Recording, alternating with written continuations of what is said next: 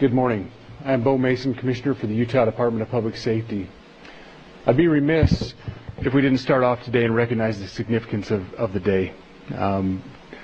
Historically, on 9/11, law enforcement has come together as a group to recognize and honor those that sacrificed to preserve the ideals of this country, the freedoms of this country. And instead, we find ourselves today hunting a murderer who chose to violate our rights, the rights of an individual within this country. Just to recap yesterday's events, at around 12:20 p.m., political influencer Charlie Kirk was at Utah Valley University participating in a student-sponsored event with Turning Point USA. Charlie was shot at that event. He was transported to a local hospital where he later passed. Last night, his body was moved to the state office of the medical examiner. We will continue to facilitate movements to get him home today and with his family. Yesterday, during the investigative process, we located a couple of persons of interest. We interviewed those individuals, and after releasing them and after clearing them of being suspects, they face scrutiny, they face threats. We asked the public to be patient with the investigative process. These individuals were not suspects, they were people of interest. We ask that you do not impose into those people and that investigative process. They don't deserve that harassment for being subject to that. I'd like to thank all the investigators that are involved in this. They have worked around the clock. All day yesterday, through the night last night, investigators from the State Bureau of Investigations, from county, from city agencies, the university, our federal partners with the FBI, the ATF, and many others. Those are just a few of the people that we have involved in this. I'd like to thank all of them for their strong work. Through all that work last night, we were able to make a few breakthroughs. We were able to track the movements of the shooter. Starting at 11:52 a.m., the subject arrived on campus, shortly away from campus. We have tracked his movements onto the campus, through the stairwells, up to the roof, across the roof to a shooting location. After the shooting, we were able to track his movements as he moved to the other side of the building, jumped off of the building, and fled off of the campus and into a neighborhood.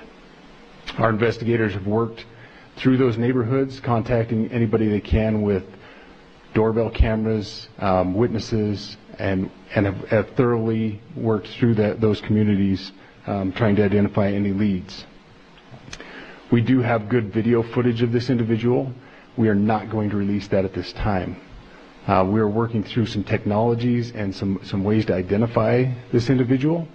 If we are unsuccessful, we will reach out to you as the media and we will push that publicly to help us identify them. But we are confident in our abilities right now, and we would like to move forward in a manner that keeps everyone safe and moves this process appropriately. Last night I communicated with Erica. The family's devastated. As a Commissioner of Public Safety, as a father, as a husband, I can only imagine what that family's going through. The heinous event that happened yesterday is not Utah. This is not what we're known for. Over the past several weeks, we've seen this state come together to help families in mourning, come together as a community to show what Utah is known for a state of character, of service, of camaraderie, of a neighboring feel. We will not stand for what happened yesterday. We are exhausting every lead. We have every officer invested in this, every investigator, every local agency. The outpouring of support from the law enforcement community has been astounding. We are investing everything we have into this, and we will catch this individual. Having walked through the crime scene, through the hallways of this school, through the classrooms, I can't imagine what the people on scene felt as well. A horrific event where some of them barricaded in classrooms, some of them ran in fear. can't overstate the tragedy and the horrific event that yesterday was, and how we will work to bring to justice the actions of one individual or any other individuals that assisted in that. Our state has gone through a lot, and we will come out successful. With that, I'll turn the time over to Special Agent Bowles in charge. Good morning. My name is Robert Bowles, and I am the Special Agent in charge of the Salt Lake Field Office. Following yesterday's tragic shooting of Charlie Kirk, FBI agents have been working around the clock in coordination with our law enforcement partners. We are and will continue to work nonstop until we find the person that has committed this heinous crime and find out why they did it. This morning I can tell you that we have recovered what we believe is the weapon that was used in yesterday's shooting. It is a high-powered bolt-action rifle.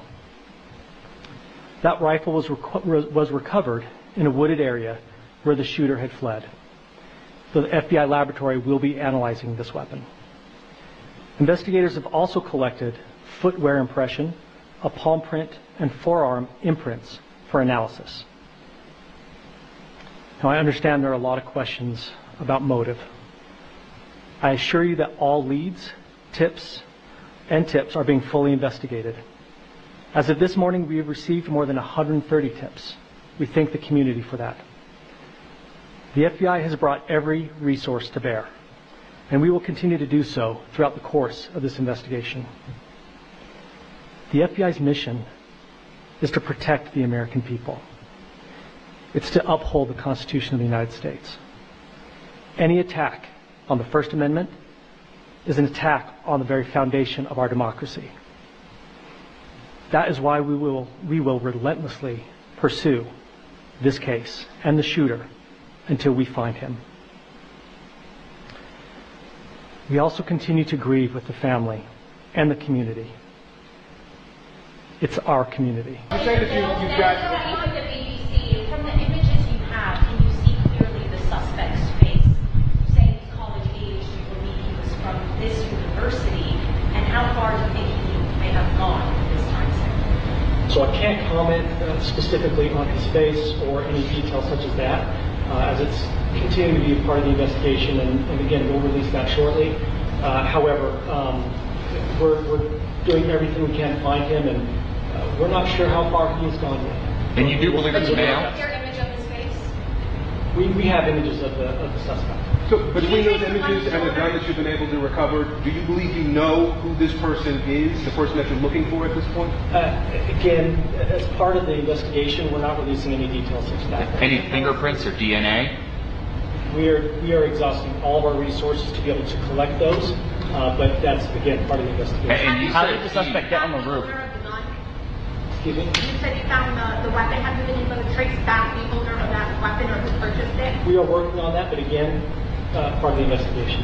Agent Bowles, has been a lot of turnover at the FBI. Do you think that's impacting the investigation at all? Not at all. We've got complete and total support from everyone, from the director on down, and it's been an incredible supportive environment so far. Are tweets like the one yesterday useful though, where we announced that the suspect was custody? All I can say is that we're working the investigation the best we have with the environment we're given. Those are all the questions for right now. Thank you.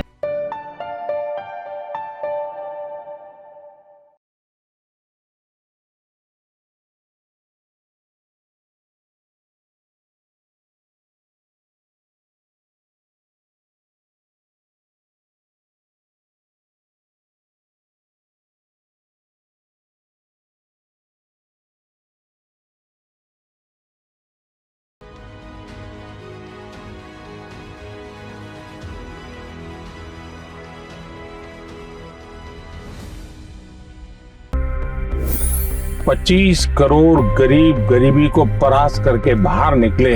For the good of our nation, let's work together and let's truly make America great again. The fastest news breaks. Requested PM saying that look, you will have to speak to Putin and to Zelensky. to biggest newsmakers. The relationship with India is probably the most important bilateral relationship the U.S. will have for the rest of this century. The capital delivered quite an election result today. Expert analysis. The million-dollar question today is how to stop this dance of death. Ground reports. I'm standing at the crossroad of the Kumbh Mela. Behind me are more than 100 entry ghats. Long-form interviews. Exclusionary politics is reflected in Manipur case as well. You don't bother because this is a small state. Deep dive into burning issues. It's often said DRC could be the richest country in the whole world. It's because of what sits underneath. Why exactly did the US topple the Sheikh Hasina government? HT videos. We don't just break news, we break it down.